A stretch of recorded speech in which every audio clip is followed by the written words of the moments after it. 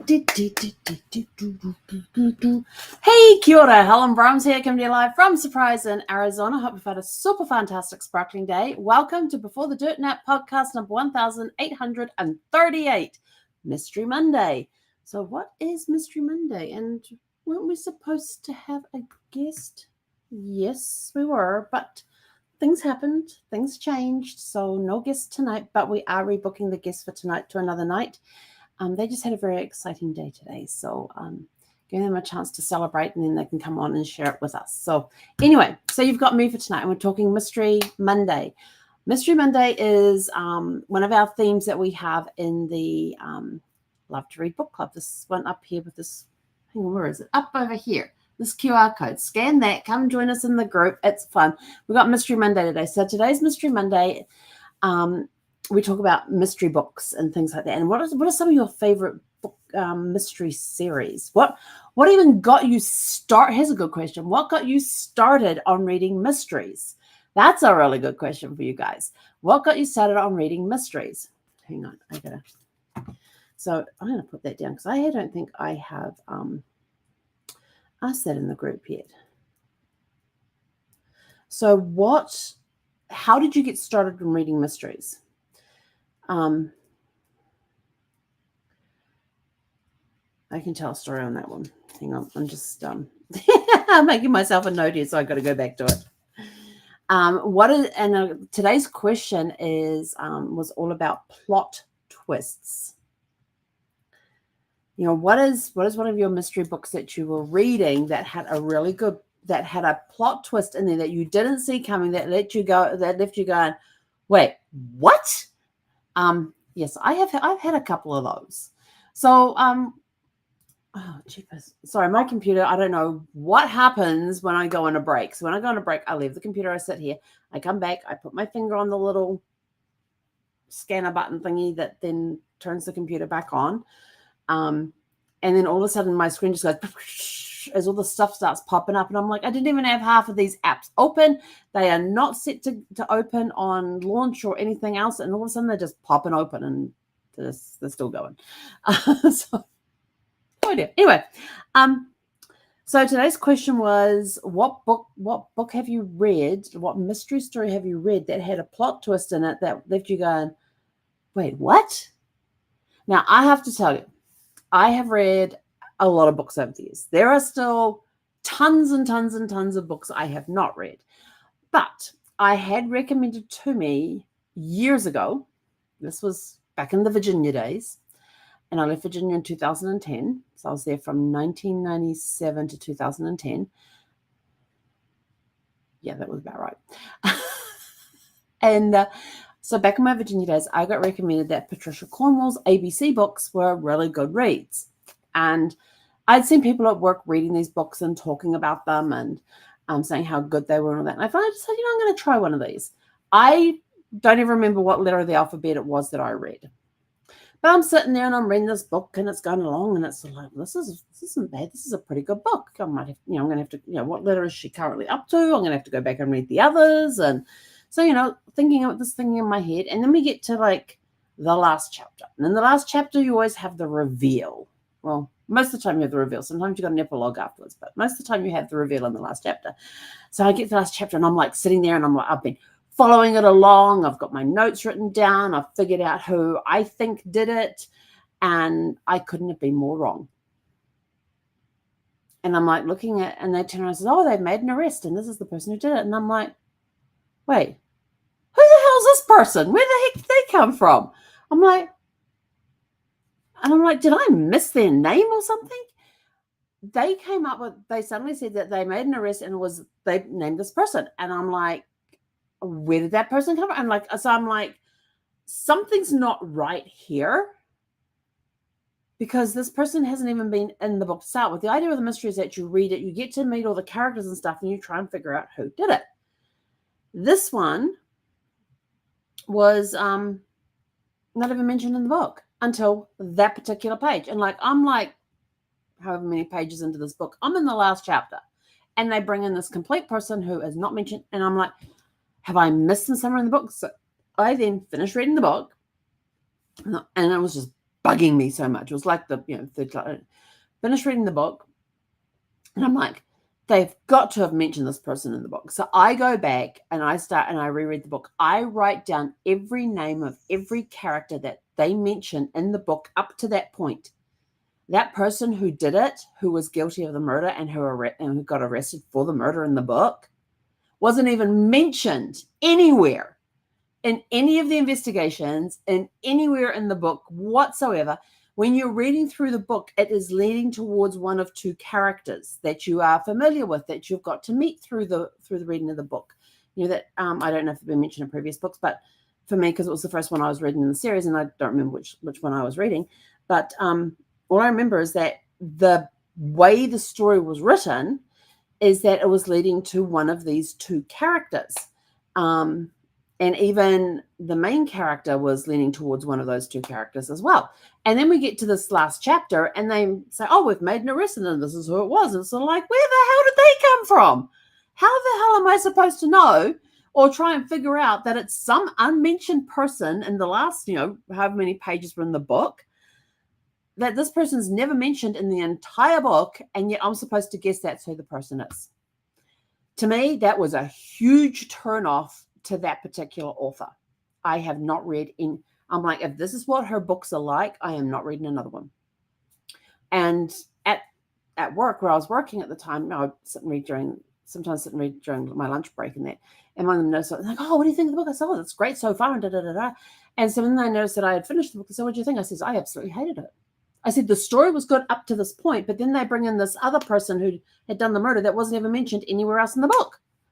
And they're like, what do you mean? And so I told them, and they're like, oh, I didn't realize that they hadn't been mentioned. And they'd read that book, and they were like, oh, that person hadn't been mentioned. I went, no. I said, did you guess it was that person? They're like, no. And I'm like, exactly. Nobody can guess who did the thing because they introduce some character right at the very end of the book as the person who did it, yet you've heard nothing about them throughout the entire story. Every clue, every investigation, everything else is leading towards either this person or this person. And then they have somebody completely different come in. So I have never read another Patricia Cornwell book because of that one. I may give them a go. I may give it a go again, but I'm sort of like never going to pick the one that I first read the first time. I had to read it again. Somewhere in a box, there is notes. And somewhere in my book and my notes, somewhere in a box, there may be a note about this book of that was the one that I read and do not read it again. So but that was like the biggest plot twist I had seen in a novel. I mean, I love plot twists. I love it when they twisted. You're reading a book and it twists this way, and then you say like, oh, okay, we're going in a different direction. All right. So now we've got to take all the clues that I've had and let's see if we can, work out with this new twist to it where the story could end up.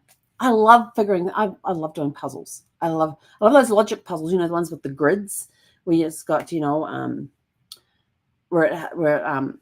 one with the grids and they give you the clues and you got to figure out who did what where, and you got to have the check marks lining up with, who went to see the movie, how much did they pay, what movie did they go see, what day of the week did they go on, those sorts of things. I love logic puzzles. I love those sorts of puzzles. I love doing crossword puzzles. I love doing my pen and paper puzzles, and so I love when it comes to reading mysteries, following them along and trying to figure out who did it. And now there is one mystery series which I absolutely love. I'm trying to remember the name of it. It's got the dog Rex Harrington in it. Rex Harrington is an ex-police dog. The Albert Smith Culinary Capers. Albert Smith Culinary Capers. It's a British book. I think that's what it is. Hang on.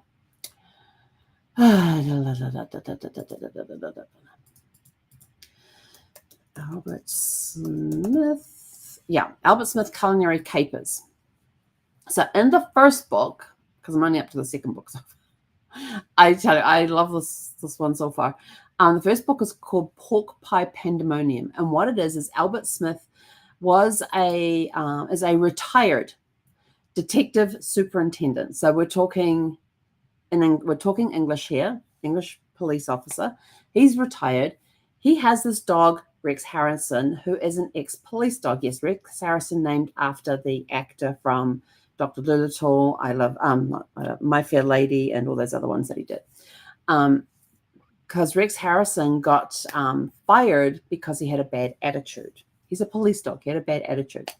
So these two are now going to be touring the British Isles, and he's decided that he's going to take a tour of the British Isles to find the best of fill in the food group, fill in the traditional British dish. And in the first one, it's pork pies. I love pork pies. Oh my gosh, they're so good. So this first one's called Pork Pie Pandemonium.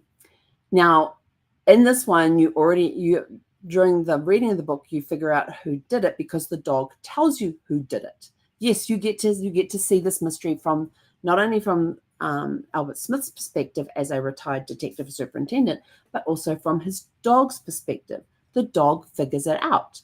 So whenever you get these chapters from the dog after the dog has figured out who it is, this dog is getting frustrated because it's already figured. He just followed his nose and he figured out who did it, who the culprits are. So now he has to try and figure out how to get the humans to catch up with his nose.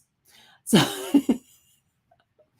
they are very funny books. They are very funny books. I enjoy reading. I definitely enjoy reading the first one. I'm partway through reading the second one, which is to do with the bludgeoning of, what's the second one called? Hang on, let's see if it's got it here. Book two is the bludgeoning of, hang on, I'm looking up the book for you. Bakewell Tart Bludgeoning. That's the one we're reading right now. They've arrived and his kids have decided that Dad can no longer travel by himself. So in this one, one of his sons, who is also in the British police force, has now joined his dad because his dad's refused to come home because the kids have said, Dad, you got to come home. You are not getting caught up on any of this thing again. And so one of his sons has gone with them, and they've arrived at the bed and breakfast place. They go to check in, but there's all this pandemic, all this stuff going across the road to find out that the place where he is going to be taking his cooking lessons on how to make the Bakewell tart, the owner of the bakery across the road from the bed and breakfast where he's going to be learning how to make a Bakewell tart, he's doing this culinary class, has been bludgeoned to death. So we're up to that point where it's happened, and the son's turn and say, "Look, Dad, we're just going to go home. Let's just go home." And the father's like, "Absolutely not." And Rex is getting his little nose twitching again. So it's going to be fun to read that. So that's a really cool, cozy mystery one to read. So that's something completely different. And they have some little twists into them. Their twist in there is that you get to see things from the dog's perspective. And the dog has his own thoughts about things. And the dog is absolutely hilarious. Another good, hilarious mystery series is, you've heard me mention this one many times before, is the Misfortune mystery series. And these are books written by Jana de Leon. And she's up to book 27, I think. It's 27, 26, 27, somewhere around there. And I have read them all the way from Louisiana Longshot all the way through to her latest one, which is Beignets and Baskets. And I've listened to all of them on audiobook. And then it wasn't until about 3 books ago that I actually started getting the Kindle version of the book before the audio, because the Kindle version the physical copy and the Kindle version come out on the same day. Then it's like 2 to 3 months later that the audio then comes out. Because she'd had, the author had actually had in real life had an accident, which, it had some severe injuries in it. So it took her time to recover. For the first time ever, she left us with a cliffhanger at the end of one of her books. And was sort of like, and we're in the Facebook group there. We're like, what the heck? What the, and so she says, look, the book was almost completely written, and the next book was almost completely written when she had the accident. She just needed to get mobility back and recover some so that she could sit and work and finish off the book and get it sent and proofread and edited and all of that sort of stuff. So it was a very joyous day when that was. So I was sort of like, do I wait 2 to 3 months for the audio to come out? You know, I've already waited. I think it was like 6 months we had to wait for that next one to come out. I think it was. It was a big span of time. But I will tell you this: reading those books, everybody needs an Ida Bell and a Gertie in their life. Miss Fortune Redding is a former Black Ops CIA operative, and she gets hidden in this little town called Sinful, Louisiana, which is somewhere north of, I think northeast of New Orleans. They go to New Orleans often. It's like maybe about an hour and a half, 2 hour drive or something like that in the book. So it's this little made up town called Sinful, and they're on the bayou, and there's all sorts of things that happen, and you've got the Catholics versus the Baptists, and what the Catholics are allowed to do and the Baptists are allowed to do, and that sort of stuff goes on in there. And you've got the Swamp Bar, which is a place you really don't want to go to, and you've got the foot race at the end of when church gets out on Sundays. There's a foot race to the diner, and the first person to arrive, if they're from the Baptist church, the Baptists get the banana bread pudding that day. If they're from the Catholics, and the Catholics get the banana bread pudding that day. No, banana pudding. Yeah, banana pudding. There's all sorts of stuff that goes on. Lots of fun and hilarity. And Gertie, we now have a saying in the group that I Gertied today, which meant that you screwed up in some way. Usually involves some sort of physical tripping, falling. There's glitter bombs that go off. You need to be very aware of Gertie's handbag and be very afraid of her handbag. You never know what is going to be in there. And then Ida Bell is the very straight-laced, love speed. She's got her car dealer is Hot Rod, and he will take a regular car and he will put an 800 horsepower engine in there or whatever, soup up the engine and make the vehicle bulletproof, or all of this sort of stuff. And she just loves speed. And there's just a lot of fun stuff. And then, Fortune's in there. She's this Black Ops CIA who's in hiding. But Ida Bell and Gertie figure it out very quickly that she is not who she says she is. So then it's taking you through the different stories and the different adventures and stuff that happens. So very good. And they have some cute little twists in there as well. That even take the characters by surprise. So you think you're going along here and they've got this worked out, and all of a sudden there'll be this twist and the characters are sort of like caught off guard as well. But that's another fun series. So what's got you, if you read mystery novels, what got you started reading mystery novels? Can you remember the first mystery novel you ever read? I don't remember the first mystery novel I ever read, but it's one of two, because when I got to the age of 6 or 7, we start school in New Zealand when we're 5, just as an FYI. So when I got to the age of 6 or 7, my mum brought out these books that were books that either her or my dad, I think they were from her childhood, that she had read when she was younger. And in there was Enid Blyton books that had Famous Five and The Secret Seven. The Famous Five were four kids and a dog. George was sort of like the main character, but her real name's Georgina, but she preferred to be called George, and she was very much a tomboy. And she had her 3 cousins would come and stay with her, and they were siblings. So there was 2 boys and a girl. And then they had the dog. Timmy was the dog. And they would go on all these different adventures around the area where George lived. And the cousins would come in and visit. And then you had The Secret Seven, and this was 7 friends. I think they were siblings. It's been a long time since I read The Secret Seven. But there was a group of friends that included siblings in this group of friends that would go around and solve mysteries around the neighborhood where they lived and things like that. So those are the books that got me started in reading mysteries. It was puzzles to solve. To me, it was sort of like, oh, this is really good. And you're reading along and you're like, oh, I think it was Mr. Smith who did that. Yeah, it sounds like something Mr. Smith would do. Yep. No, maybe not Mr. Smith. Maybe it could have been Mr. Jones. You started thinking this way as you're reading these books. And the Famous Five and The Secret Seven are the ones that first got me into reading mysteries.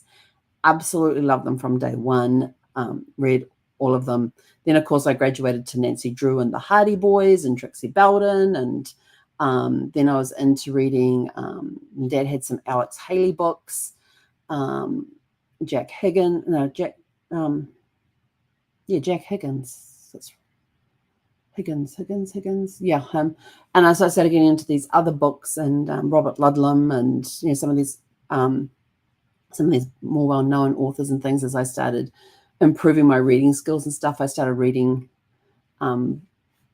books. Yeah, there was Alex Haley novels. There was Wilbur Smith, Jack Higgins. They all sound like characters, don't they? They're actually authors. Oh my goodness. Yeah, there's Jack Higgins, his books. There was Robert Ludlum was another one. Who was the one that wrote The Brotherhood of the Rose? That was a really good book. They actually turned that one into a mini series on TV. That was a good book. It had some good twists and turns in that one. But yeah, so Encyclopedia Brown was another book, another series of books I read as a kid, and I used to love going to the library. Mum would take us to the library like once every 2 weeks, and we'd go into this library and bring home some more books. And that's where I got to read all of the famous five, the Secret Seven, because I only had a few of them at home. Trixie Belton, Nancy Drew, Hardy Boys, Encyclopedia Brown. There was another whodunit type book. Encyclopedia Brown ones were really good because you would read, they were books of short stories. So you'd read the short story. Then at the end, it would ask you the question, why did Encyclopedia Brown think it was this person? So now you've got to go back and look at what, he got to see and do this stuff, and you got to read what he saw and do. So somewhere in that little story was the clue as to why he thought this particular person did it, or why he believed that person did it. So you got to read those sorts of things, and you had to think about it at the end. And yes, all the answers were in the back of the book with why it was that person and pulled out all the clues. But it was always fun to try and guess before you went and looked in the back of the book. Like there was this, they used to do, there was one about spinning eggs. And it was spinning raw eggs or something like that. And they used to have this competition. And this one person won all the time, and people were saying, oh, he's cheating. And so they went, and so Encyclopedia Brown went along, I'm sure it was Encyclopedia Brown one, went along to have a look to see why this one guy, how was this guy cheating? And it was right there in the thing that his egg fell off the counter and broke, and the guy who owned the store where they had these egg spinning competitions handed him a dustpan and a brush and dustpan to clean it up instead of handing him a mop to clean up. Because they were supposed to be spinning raw eggs. This kid was cheating by spinning hard-boiled eggs. And that was, for some reason, I always remember that one about the hard-boiled eggs. Don't ask me why. I don't know. But, there's lots of really cool stories as we were kids in that. And then as we grew up and things, and our reading habits changed, or we became, we got more proficient at reading and understanding things.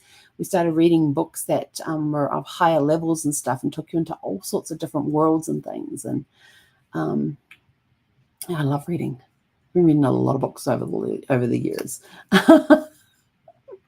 I still have a lot of books to read too. And then you get into there's the cozy mystery ones, and like the Misfortune, the Albert Smith, Culinary Capers, Misfortune Adventures mystery series. And so there's the cozy mystery ones, and then you have the straight out other ones that come along that you can get to read as well. And I've got one lined up to reread again because it's been a long time since I read it, and it's Robert Ludlum's Gemini Contenders. I loved that story when I first read it. I read it as a teenager, and I haven't read it since. So it's been 40-something years since I last read that book, but I want to go back and read it. I just remember it being such a really good story. And it starts off with they're in the Alps somewhere. I can't remember what country of the Alps that they are in, but they're in the Alps somewhere. And it's in the dark of night, and this train stops in the middle of nowhere. This crate is taken off the train. And then these people meet the train. They take the crate off the train, and then they take it up into the mountains and bury it up somewhere up in the mountains and stuff. Then you fast forward to was it grandparents that did I can't remember if it was grandparents that buried the crate, or if it was the parents that buried the crate. But then years later, something happens that it brings back to mind about this crate, and they have to go and find this crate, and these twins are sent to go and find this crate. Well, you've got the good twin and you've got the evil twin, and figuring out which one's which, and what's in the crate. And it's all something to do with religious materials and stuff that are going to set the religious world on end, and kind of a little bit like Da Vinci Code, but years before Da Vinci Code came out. Where whatever's in there is going to turn that particular religion on. I think it was just going to be just general religion in total. So yes, there was that mystery behind what is in the box, what is causing this issue, why do these guys have to go and rescue this crate? And so yeah, that was a pretty cool one. It's just weird how you're just thinking of things, you're just working along, you're talking things out. Like, what were some of the ones? And that brought back Gemini Contenders. I've really got to go read that book, because I remember it just being a really good story, and I don't remember much. All I remember is just this crate got hidden. I think it was during, I want to say it was during World War II it got hidden. And it was buried up in the Alps in the middle of nowhere, and there was a special, and they had to go into a river. That's right, because there was a special mark that was on a rock that overhung this river that they actually had to get into the ice water, the cold ice water of the mountains. And I was like thinking, yeah, I know what that feels like. Because by which stage I'd been hiking on Mount Taranaki as a kid, and I'd been in some of those mountain rivers where the water's coming off the snow up the top of the mountain and stuff, and ice cold. You will never find any water that tastes as good as ice cold mountain water. It's just something about it. So I remember that being in the book, because I remember thinking, oh, that's really cool. And for an old man to be there looking for that, because it was an old priest that was there looking for that marking, and he had to get into the water to find it, because it's written on the underside of a rock that overhung the river, and it had been there for however many years it had been there. But yeah, so there's all sorts of really cool stuff that you can go and read. So my question to you is, what got you started in reading mysteries? If you read mysteries, what got you started? What are your favorite mystery series to read? Who's your favorite mystery author? I love my Agatha Christie's as well. Murder on the Orient Express. I remember that one. That was really cool. I remember reading the book and then years later watching the movie, and I was like, oh, I've read this book. I think that was one of the earliest adaptions I had seen. So I had read the book, and then a few years later the movie came out, and I think, if I remember correctly, Murder on the Orient Express was one of the that I can recall was one of the first adaptations of a book that I had seen to film, and it was really good. I remember that one. And then, so who are some of your favorite mystery authors? What's some of your favorite mystery series? Do you like cozy mysteries? Do you like the ones with that aren't so cozy? They're a little raw and a lot of action. I will read either. I'm not fussy. I'm just not into the horror ones, so I don't read the horror mysteries. Those, no, not for me. What got you started reading mystery novels? Do you remember what started you maybe as a child? Maybe it was as a teenager.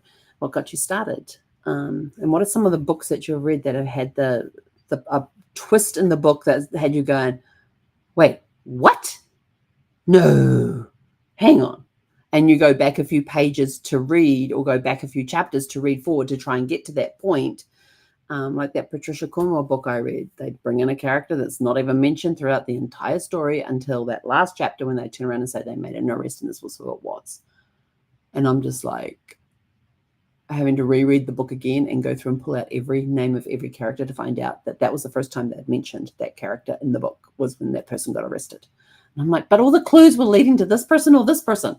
And I had it figured out. It was one of these two. Nope, it was somebody that they hadn't mentioned at all. And I can't remember which letter of the alphabet that particular book was, but I have not read another Patricia Cornwell book ever since. Maybe I'll give it a try again, but I'm scared I'm going to pick up the same letter I did last time. But who knows? Oh, other mystery ones I like reading is there was Mary Higgins Clark, who has a whole slew of different mystery books, and she had some really good ones in there as well.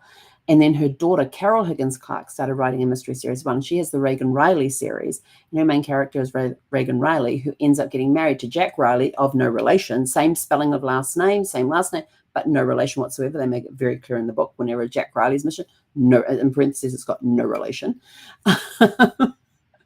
And some of the, and he's in charge of the detective squad and she lives in New York, and she's a private investigator and he's a police detective.